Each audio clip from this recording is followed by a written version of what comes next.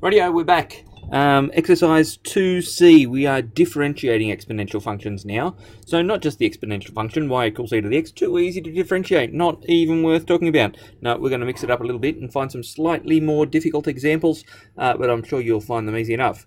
Now, we're going to use things like the chain rule, the product rule, and the quotient rule, because just on its own, too easy. Now, y equals e to the x minus 1, right? I've got two functions, I can differentiate them separately. So, first of all, part A, differentiate that, and I get, therefore, y on dx equals, differentiate the first one, e to the x. Differentiate the second part, minus 1. There we go. Now, show that the tangent is horizontal at the y-intercept. Okay, well, the y-intercept is where x equals 0. So we're going to say, let x equal 0, therefore, m, which is the differential at 0, equals e to the 0 minus 1 equals 1 minus 1 equals 0. Now if my gradient equals 0, then that's horizontal, right?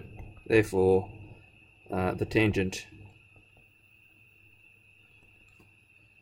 at x equals 0 is horizontal.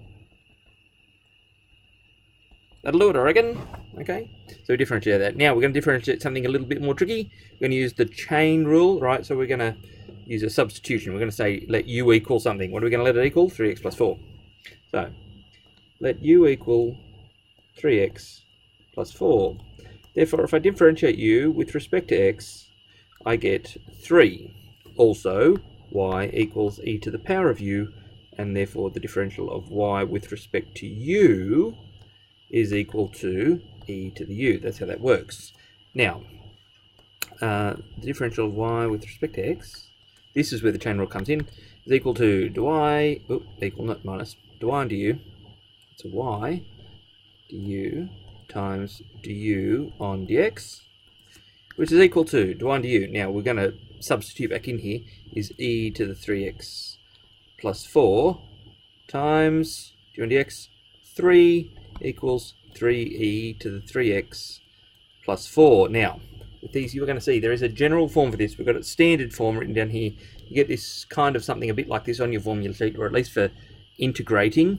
Really, if you've got a function like this, differentiate the top part, right, and multiply that by the original function.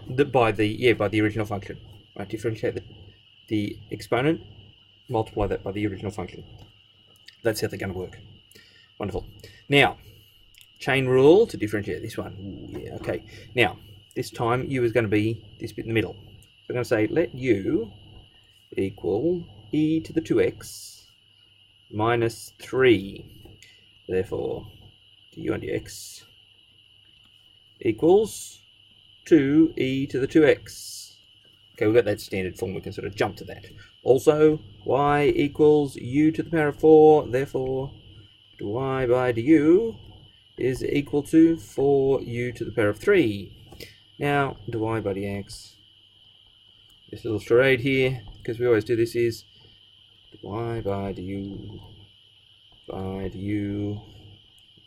dx is equal to y by du, I'm going to say 4 times e to the 2x minus 3 cubed times 2e to the 2x, okay, which is equal to 8e to the 2x outside of e to the 2x minus 3 all to the power of 3.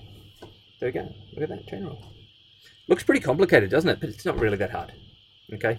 The whole chain rule idea, very similar to what you've done before, and these exponential functions are pretty good to differentiate, I find.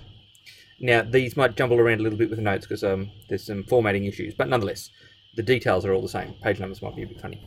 Product rule this time, okay? Product rule, in which case, y on dx. How do we use product rule? Remember, we do the second part, e to the x, times the differential of the first part, is times 3x squared, plus, product rule, the reverse of this now. Now we do the first part, x cubed, times the differential of the second part, e to the x, equals, we could say it's 3x squared e to the x plus x cubed e to the x. And maybe that's okay, but we could factorise this a little bit fairly easily, and we could take an x squared e to the x out of both of those. Let's do that. And we'll be left with 3 plus x. Righto? Not all that complicated. Quotient rule. Just the only complicated about this is remembering the quotient rule. Righto, the application of it is fine. So, in which case, do I, my pen works, do I dx is equal to, now we follow a kind of similar pattern here to the product rule. It pays to remember it. So what we do is the second part, right, or the bottom one, times the differential of the first one. So that's going to be 1 minus x squared times the differential of the top part, e to the x. Minus, this time, minus the reverse of that.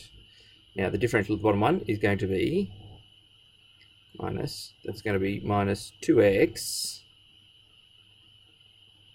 times e to the x, right, times the top one, all over bottom one squared, 1 minus x squared, all squared, which is going to be equal to e to the x minus x squared e to the x plus 2x e to the x.